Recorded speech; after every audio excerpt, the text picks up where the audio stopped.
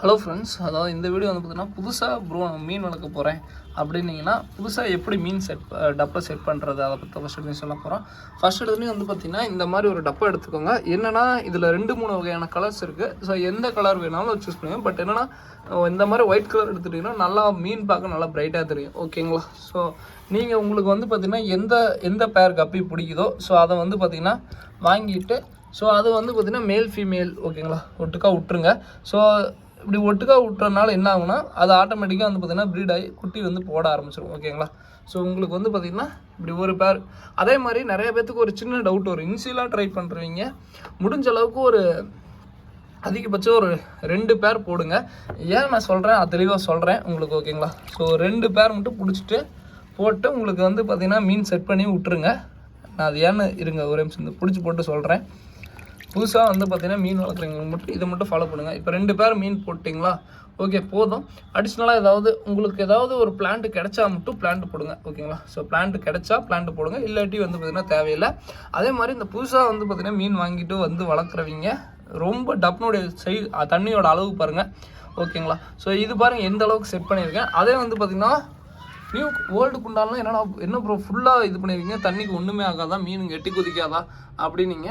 மீன் வந்து பார்த்திங்கன்னா புதுசில் மட்டும்தான் எட்டி குதிக்கும். அதே வந்து தண்ணி செட் ஆகிடுச்சுன்னா எந்த மீனுமே எட்டி குதிக்காது. ஓகேங்களா? ஸோ அதுக்கப்புறம் இன்னொரு பிரச்சனை இருக்கும். ப்ரோ நான் எத்தனை நாளைக்கு இருக்கா ப்ரோ தண்ணி மாற்றணும்?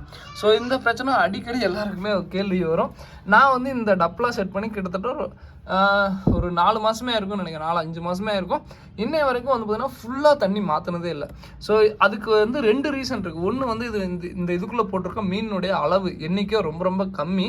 ஓகேங்களா? ஸோ இது வந்து எங்கிட்ட மீதியாகிற அந்த பிளான்ஸை வந்து நெட் வைக்கிறதுக்கோசரம் தான் இந்த மண்ணு போட்டு செட் பண்ணோம். நல்ல ரிசல்ட். இதுக்குள்ளே வெறும் ஒரே ஒரு பீட்டாக தான் விட்டுருக்கோம், ஃபீமேல் பீட்டா. எதுக்கோசரம்னா இந்த மீன் இந்த கொசுங்க வந்து பார்த்திங்கன்னா முட்டை வைக்காமல் இருக்கிறதுக்கு மட்டும் தான் விட்டுருக்கோம். அதுக்கப்புறம் இன்னொரு இதில் வந்து பார்த்திங்கன்னா மீனுங்க கொஞ்சம் குட்டி கொசன்னு போட்டுருச்சு. நான் வந்து பார்த்திங்கன்னா அதே மாதிரி இந்த மாதிரி வளர்த்துறதுக்கும் நீங்கள் சும்மா இந்த மாதிரி பிளான்ட்டே இல்லாமல் வளர்த்துறதுக்கும் பிளான்ட் போட்டு வளர்த்துறதுக்கு 2 யூசேஜ் இருக்குங்க. நீங்கள் அதே மாதிரி மண் போட்டு ட்ரை பண்ணுங்கள். ரொம்ப நல்லாயிருக்கும். மீன் வந்து பார்த்திங்கன்னா அவ்வளோ சீரம் இறக்காது. அது போக வந்து பார்த்திங்கன்னா மீனுடைய வந்து பார்த்திங்கன்னா அந்த ஒரு எப்படி சொல்ல ஃபுட்டே எனக்கு கொடுக்காட்டி மீன் நல்லா வளரும். ஒரு மீன் வீக்காக இருக்குன்னு சொல்லிட்டு இதுக்குள்ளே விட்டேன். இந்த பிளாட்டினம் ஏர் மாதிரி தம்போயர் மாதிரி இருக்கும். அந்த மீன் வந்து பார்த்திங்கன்னா இன்னைய வரைக்கும் இறக்கல. ஸோ இது வந்து பார்த்திங்கன்னா அதோடைய நேச்சர் செட்டப். ஸோ எந்த அளவுக்கு பாருங்கள் சூப்பராக இருக்கா? ஸோ இதில் வந்து பார்த்திங்கன்னா இறக்குறதுக்கான வாய்ப்பே இல்லைங்க. ஸோ இன்னைய வரைக்கும் நான் இந்த டப்புங்களுக்கு எதுக்குமே வந்துன்னா ஃபுல்லாக தண்ணி மாற்றினதே இல்லை. பட் மாற்றாட்டி நல்லாயிருக்கும். அதே மாதிரி எங்கிட்டே வளர்ந்த ஒரு பீட்டா ஃபிஷ் இதுதான். ஸோ அந்த பீட்டா சின்னதெல்லாம் காமிச்சிருப்பேன். என்னோடய ஓல்டு வீடியோ செக் பண்ணி பாருங்கள். இன்றைக்கி வந்து பாருங்கள் எவ்வளோ பெருசாகிடுச்சு பாருங்கள். இத்தனைக்கு நான் எந்த ஃபுட்டு எதுவுமே கொடுக்குறதில்ல இந்த மீனுங்களுக்கு. ஸோ அப்படி இருக்கிறப்ப எப்படா சாத்தியம், எப்படி இது வந்து பார்த்திங்கன்னா சர்வே ஆகுது அப்படின்னிங்கன்னா அதுவாக இயற்கை கொடுக்குற உணவு. அதாவது ஏதோ ஒரு பூச்சி ஏதோ ஒரு இது கொடுத்து அதுவாக நல்லா க்ரோத் ஆகிக்கும். ஸோ இன்னொரு ஹைலைட்டே பாருங்கள். இதில் வந்து பார்த்திங்கன்னா நான் மீன் போட்டு வச்சுருந்தேங்க, குட்டி போட்டிருக்க மாட்டிருக்கு. நான் ஆக்சுவலாக இந்த மீன் டப்பை பார்த்து ரொம்ப நாள் ஆச்சு. குட்டி அதுவாக வளர்ந்து எவ்வளோ பெருசாகிடுச்சு பாருங்களேன். ஸோ இதெல்லாம் பார்க்கும்போது ரொம்ப சந்தோஷமாக இருக்குது. ஓகேங்களா? ஸோ ரொம்ப ரொம்ப சந்தோஷமாக இருக்குது. இது அதே மாதிரி இப்படி செட் பண்ணுறதுக்கும் ப்ரோ நார்மலாக இப்படி செட் பண்ணுறதுக்கும் என்ன ப்ரோ டிஃப்ரெண்ட்டு? இப்படி செட் பண்ணால் நீங்கள் களைச்சிக்கலாம், தண்ணி விட்டு உழப்பினாலும் ஒன்றும் பிரச்சனை இல்லை, தண்ணி மாத்திரம் முடிஞ்சுது. ஆனால் இப்படி செட் பண்ணிட்டீங்கன்னா ஒன்ஸ் செட் பண்ணிட்டா மட்டும் முடிஞ்சுதுங்க. அதை வந்து கையே வைக்கக்கூடாது. நீங்கள் மீன் பிடிக்கிறேன்னு சொல்லிட்டு கூட அலாசக்கூடாது. அப்போனா தான் இந்த செட்டப் வந்து இப்படியே இருக்கும். இல்லாட்டி வந்து பார்த்திங்கன்னா நாஸ்தி ஆயிரும், களைஞ்சிரும், எல்லாமே வீணாக போயிடும். ஓகேங்களா? ஸோ இதை தான் சொல்லணும்னு நினச்சேன். ஓகேங்களா? புதுசாக மீன் வளர்க்குறீங்க இதை மட்டும் பண்ணுங்கள், வேறு எதுவுமே பண்ணாதீங்க. ஹாஃப் இதுக்கு தண்ணி ஊற்றிக்கோங்க, ஒரு 2 பேர் போட்டுக்கோங்க.